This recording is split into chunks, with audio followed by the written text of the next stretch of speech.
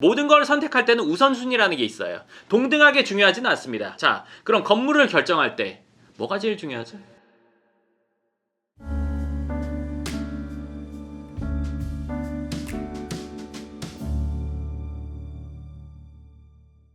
네, 반갑습니다. 황 소장입니다. 이번 영상도 질문으로 시작하겠습니다. 이전 영상에서 자기 건물에 병원 하려는 분들에게 지역적인 차이에 대해서 이야기해 주신다 하셨잖아요.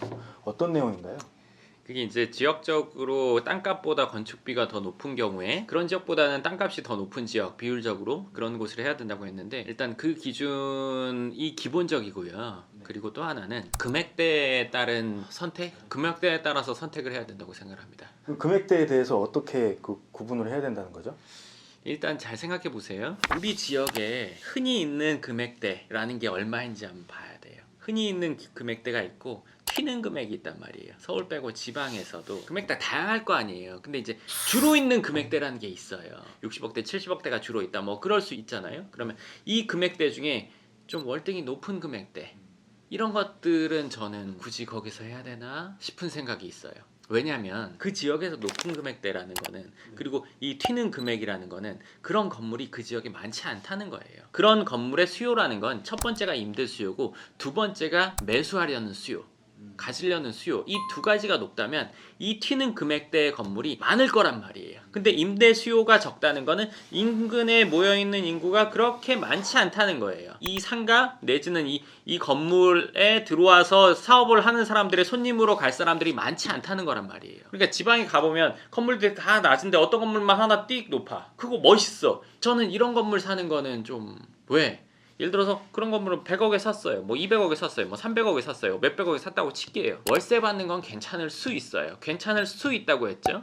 이것도 100% 괜찮다고 몰라요. 왜냐면 세입자가 어떤 사람이냐에 따라서 다를 거고, 지방은 수익률이 높지만 그 수익률이 막 올라가지도 않는단 말이에요. 수익률이 올라간다는 거는 월세가 올라가야 된다는 거고, 아니면 뭐 매매가가 올라가야 된다는 거고, 이런 건데 이 둘 다가 그냥 그렇단 말이에요. 그리고 이런 금액대, 예를 들어서 200억짜리 건물을 지방에서 샀다고 쳐요. 200억짜리 건물이 강남에서는 최근에 3년 동안 400억, 500억 됐어요.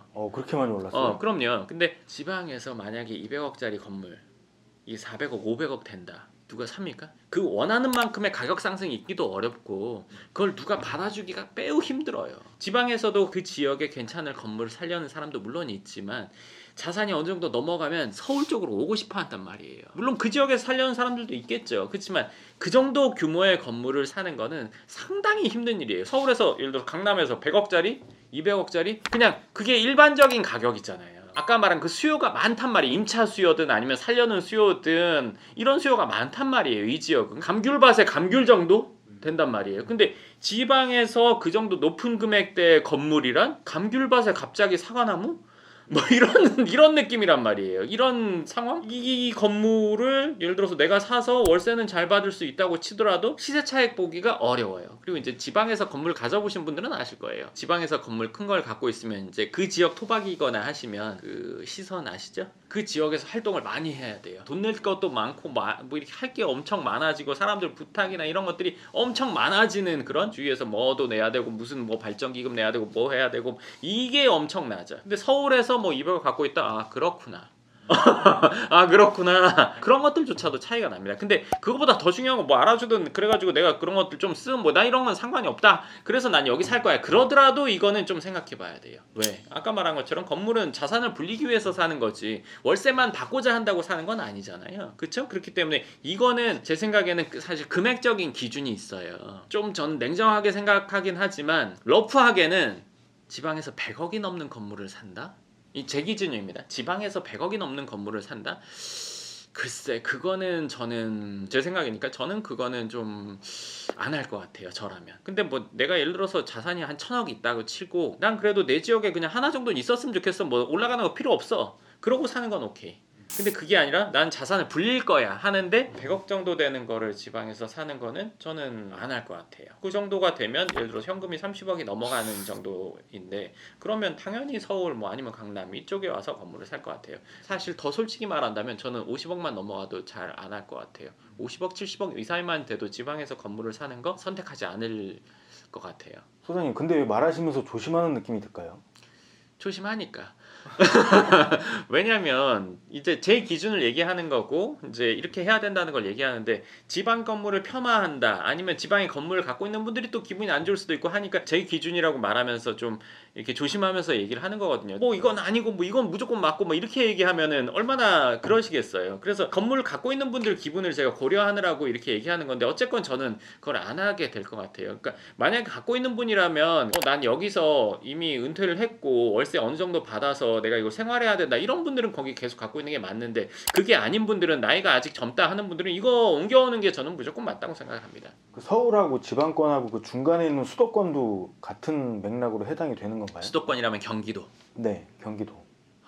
경기도도 뭐 많이 번화한 곳 분당이라든지 많이 번화한 이런 곳들이라면 그 금액 기준이 뭐 100억 안쪽 100억 넘어가면 무조건 강 나옵니다. 그리고 그 지역에서는 일반적으로 흔히 거래되는 금액대의 건물이라면 뭐 사볼 수도 있다고 생각을 해요. 하지만 100억이 넘어간다. 그럼 넘어옵니다. 그래서 내가 건물을 투자하는 데 있어서 이 건물이 시세 상승을 2배를 하는데 몇 년이 걸릴지 한번 생각을 해보세요. 과거 3년 동안은 우리가 급격한 변화가 있었으니까 그 3년 말고 그 전 동안 5년 그러니까 8년 전부터 3년 전까지의 기간을 한번 보세요. 건물의 가격이 어떻게 됐었는지 이 기간 동안 올랐던 거를 지역별로 놓고 분석을 해보면 어느 지역이 더 좋고 어느 지역이 좀 덜 좋고는 분명히 차이가 난단 말이에요. 그럼 난 이것도 괜찮다고 하면 그 지역에 사는 거 괜찮다고 생각해요. 근데 그게 아니다. 난 이쪽이 좋다. 그럼 이쪽으로 오는 게 당연히 맞죠. 그러니까 이 지역은 내가 잘 알지만 이 지역은 잘 몰라. 그러면 이 지역에 와서 알아보고 찾아보고 함으로써 이 지역에 해야 되는 거지. 제가 왜 잘 아는 지역에 대해서 자꾸 이야기하는 게 옛날 부동산 책들 보면 내가 잘 아는 지역에 투자를 해야 된다.